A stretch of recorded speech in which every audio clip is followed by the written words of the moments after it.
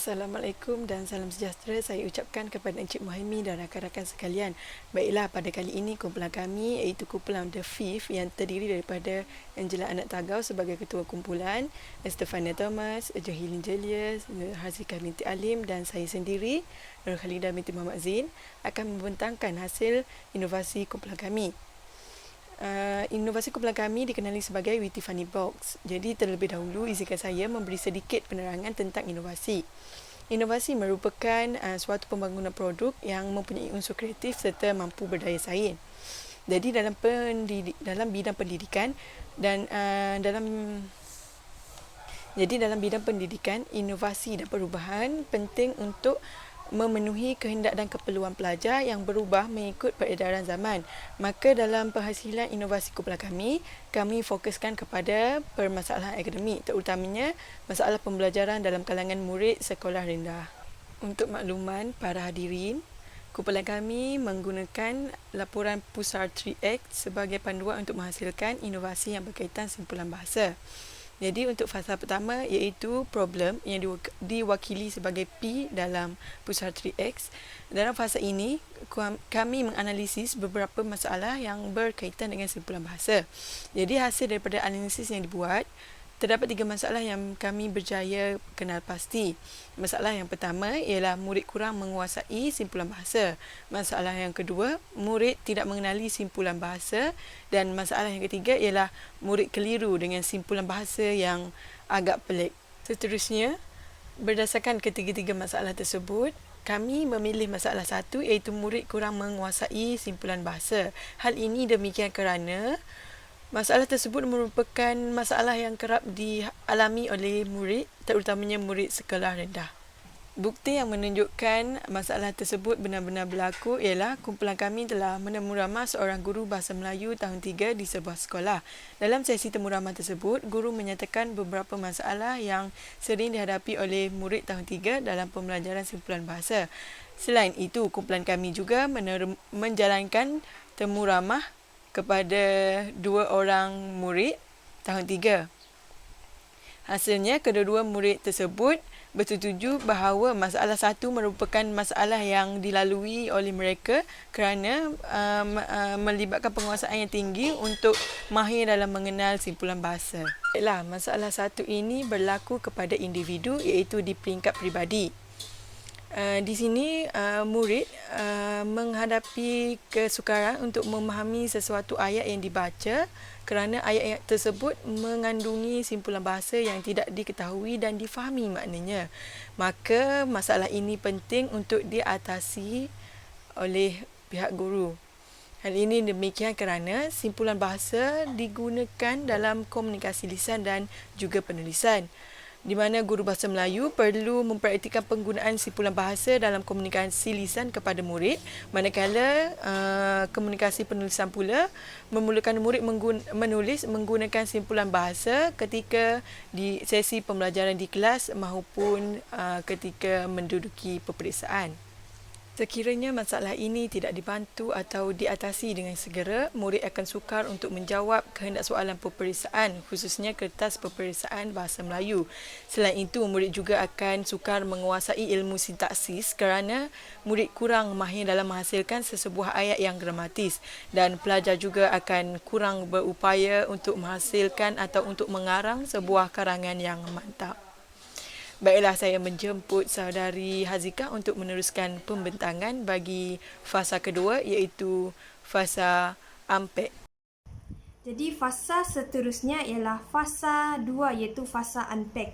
Jadi fasa unpack ini merupakan kita memahami masalah tersebut dengan merungkai masalah dengan mencari punca masalah yang sebenar dalam masalah tersebut. Jadi masalah yang dihadapi oleh murid-murid sekolah rendah adalah dari segi aspek simpulan bahasa.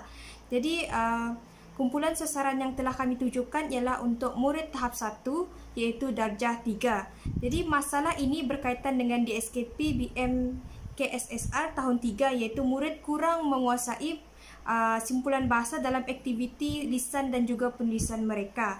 Jadi hal ini telah mengakibatkan murid kurang mengambil perhatian terhadap aspek seni bahasa tersebut iaitu simpulan bahasa dalam aktiviti lisan dan penulisan mereka. Jadi di SKP tersebut telah menekankan murid perlu mengaplikasikan unsur keindahan dan kesantunan bahasa dalam bahan sastra, iaitu murid boleh bercerita dengan menuturkan dialog yang mengandungi gaya bahasa yang indah, iaitu simpulan bahasa. Jadi di SKP yang telah kami pilih iaitu di SKP Bahasa Melayu tahun 3, aspek seni bahasa. Jadi standard kandungannya 4.1 mengaplikasikan unsur keindahan dan kesantunan bahasa dalam bahan sastra. Jadi standard pembelajarannya, murid boleh bercerita dengan menggunakan gaya bahasa yang indah dan santun, iaitu simpulan bahasa. Beberapa punca masalah yang timbul yang kami dapat kenal pasti daripada murid yang mengalami masalah daripada memahami simpulan bahasa tersebut, iaitu yang pertama, murid tidak memahami simpulan bahasa dengan baik. Yang kedua, murid tidak mempraktikkan penggunaan simpulan bahasa dalam penulisan dan kehidupan seharian mereka. Yang ketiga, guru tidak menggunakan bahan bantu mengajar iaitu ABM dalam pengajaran simpulan bahasa di sekolah. Yang keempat, merupakan murid mengalami kesukaran mengenai susunan perkataan bagi sesuatu simpulan bahasa dan sering menulis simpulan bahasa secara terbalik.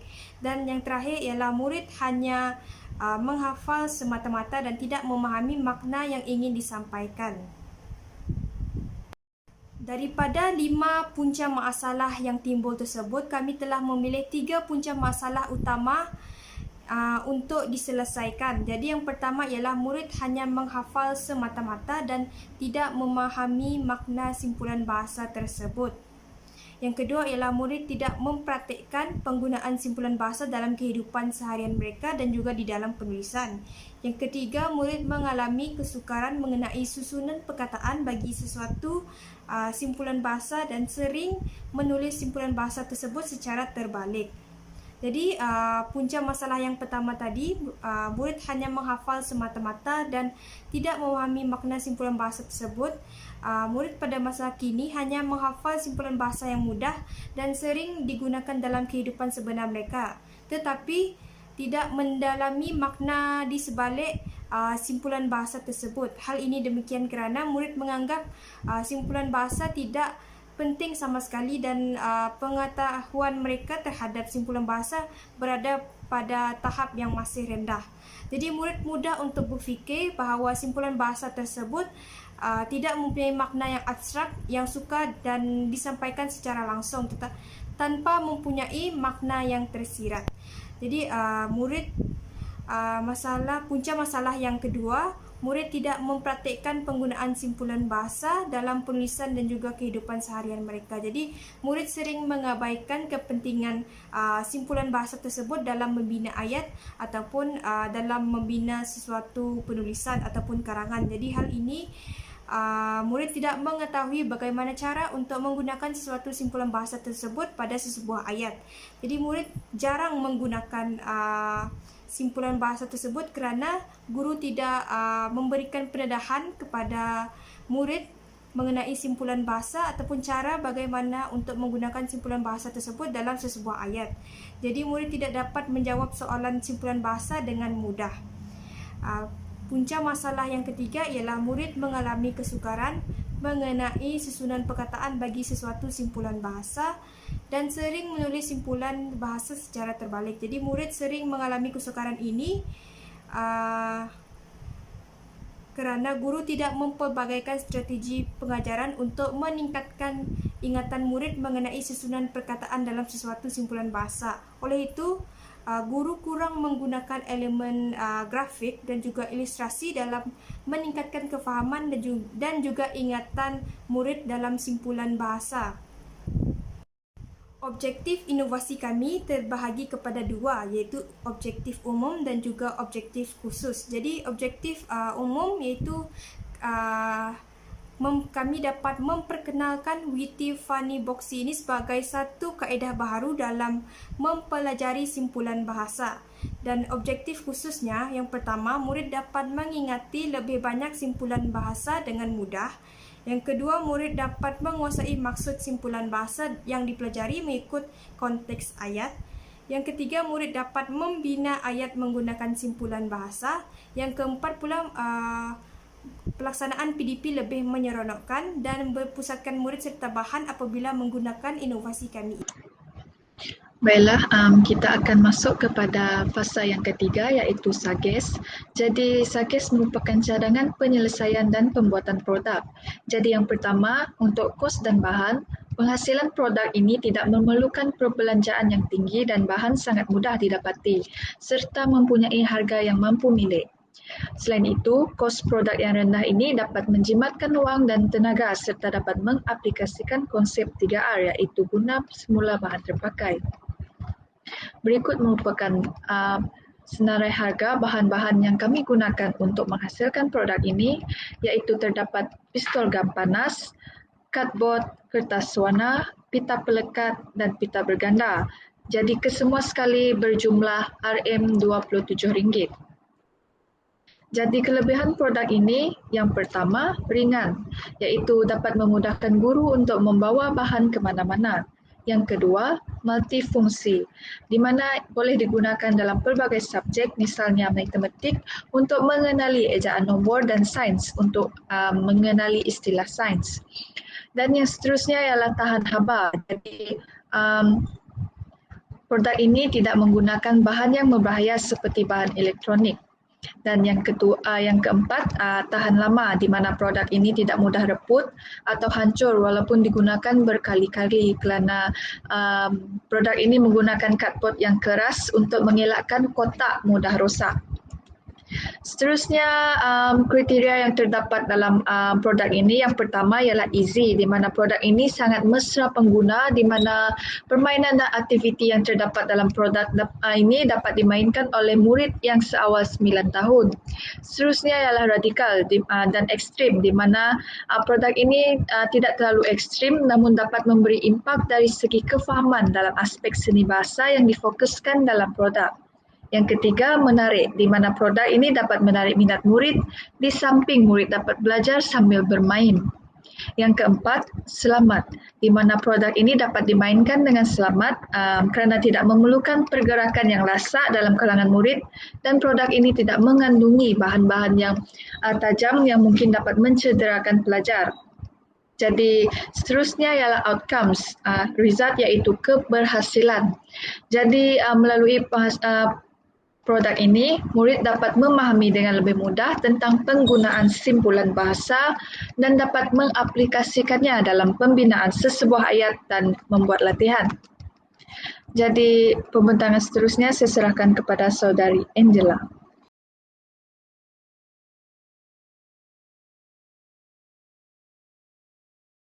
Langkah yang pertama, guru memberi arahan kepada murid untuk membuka kotak Witty Funny Boxy. Kemudian murid akan bermain permainan gunting batu kertas untuk menentukan giliran melempar dadu. Murid menggerakkan petanda masing-masing mengikut jumlah dadu tersebut.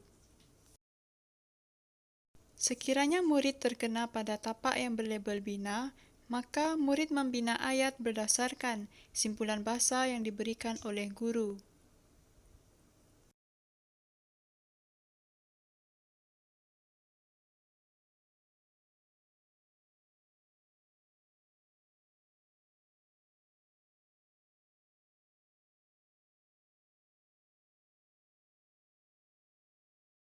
Murid yang seterusnya melemparkan dadu dan sekiranya terkena pada tapak yang berlabel teka, maka murid akan meneka simpulan bahasa yang bersesuaian berdasarkan kedua-dua keping gambar tersebut.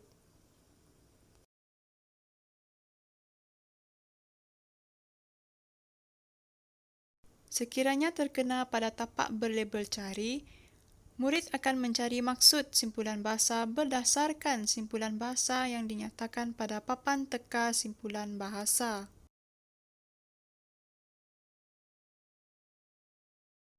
Pada akhir aktiviti, murid diberi lembaran kerja untuk menilai tahap pemahaman mereka tentang simpulan bahasa. Dalam fasa refleks, kami menggunakan pengukuran berdasarkan HIK, yaitu hasil. Dalam peringkat hasil, kami telah mengemukakan 4 soalan kepada 3 orang responden, yaitu soalan yang pertama, adakah simpulan bahasa itu mengelirukan dengan maksud sebenarnya? Soalan yang kedua, kami meminta responden untuk memberikan maksud simpulan bahasa kaki bangku. Soalan yang ketiga pula, kami meminta responden untuk membina ayat berdasarkan simpulan bahasa. Dan soalan yang keempat adalah untuk menguji kefahaman murid dalam tajuk simpulan bahasa setelah menggunakan inovasi Witty Funny Boxy ini. Dan berdasarkan jawaban-jawaban yang telah diberikan oleh responden-responden tersebut, kami mendapati bahwa 2 daripada 3 orang responden tersebut berada di peringkat yang sangat baik dalam kefahaman tajuk simpulan bahasa, manakala 1 daripada 3 orang responden tersebut berada di peringkat baik sahaja. Dan pengukuran yang kedua yaitu I-Impact, kami mendapati bahwa inovasi ini memberikan impak pada skala kecil di mana murid mula untuk mengenal simpulan bahasa. Impak pada skala sederhana pula dapat dinilai apabila murid dapat menggunakan simpulan bahasa dengan tepat dan betul. Manakala impak pada skala yang besar dapat dinilai apabila murid dapat mengaplikasikan simpulan bahasa berdasarkan situasi sekeliling yang sesuai dengan maksud simpulan bahasa serta mengaplikasikannya dalam penulisan karangan mereka. Dan pengukuran yang ketiga yaitu keberkesanan. Kami mendapati bahwa inovasi ini sangat membantu murid dalam meningkatkan kefahaman dalam simpulan bahasa. Hal ini karena inovasi ini dihasilkan secara konkret di mana murid dapat mengendalikan sendiri inovasi ini sambil belajar. Dan apabila murid malu untuk bertanya, mereka akan mudah untuk bertanya dengan orang lain karena sekiranya hanya pengajaran antara guru dan murid itu semata-mata akan ada timbulnya perasaan malu. Apabila adanya inovasi ini, semua murid dapat bermain sambil belajar dan juga mereka berpeluang untuk menjawab soalan-soalan yang merangsang yang terdapat dalam inovasi ini. Baiklah, seterusnya kita akan pergi kepada extend, iaitu replication and sharing. Jadi untuk replication, iaitu replikasi, setakat ini inovasi Witty Funny Boxy hanya digunakan oleh beberapa murid tahun 3 untuk tujuan uji kaji keberkesanannya. Dan yang untuk sharing, iaitu perkongsian untuk perluasan, oleh kerana pandemik ini, jadi inovasi Witty Funny Boxy ini belum diperluaskan kepada pihak sekolah. Namun, kami bercadang untuk memperkenalkan inovasi ini kepada sekolah setelah sekolah dibuka semula. Dan untuk extra iaitu research, kami telah melakukan kajian tambahan dengan meminta pendapat ibu bapa yang memantau murid yang telah menggunakan inovasi Witty Funny Boxy secara lisan. Jadi hasil dapatan ketiga-tiga ibu bapa murid tersebut menyatakan bahawa anak-anak mereka berasa seronok dan menunjukkan minat terhadap penggunaan inovasi Witty Funny Boxy serta mudah memahami pembelajaran simpulan bahasa dengan betul. Dan untuk extraordinary iaitu copyright, inovasi Witty Funny Boxy ini masih berada pada tahap yang rendah untuk diciptakan hak di harta intelek. Namun kami bercadang untuk melakukan hak cipta setelah inovasi ini ditambah baik dan diperluaskan lagi penggunaannya terutama dalam dunia teknologi maklumat dan komunikasi pada masa kini. Dan kesimpulannya, secara kesimpulan, inovasi yang dihasilkan merupakan salah satu pengurusan bilik darjah, salah satu tahap pengurusan bilik darjah di mana perubahan ini adalah hasil daripada refleksi kepada pelaksanaan kurikulum yang berlaku. Jadi produk inovasi yang kami hasilkan justru dapat digunakan sebagai bahan bantu mengajar dalam pengajaran dan pembelajaran di sekolah. Jadi dengan menggunakan produk ini diharapkan murid akan lebih memahami tentang penggunaan simpulan bahasa yang mereka pelajari. Sekian saja dari kumpulan kami. Terima kasih.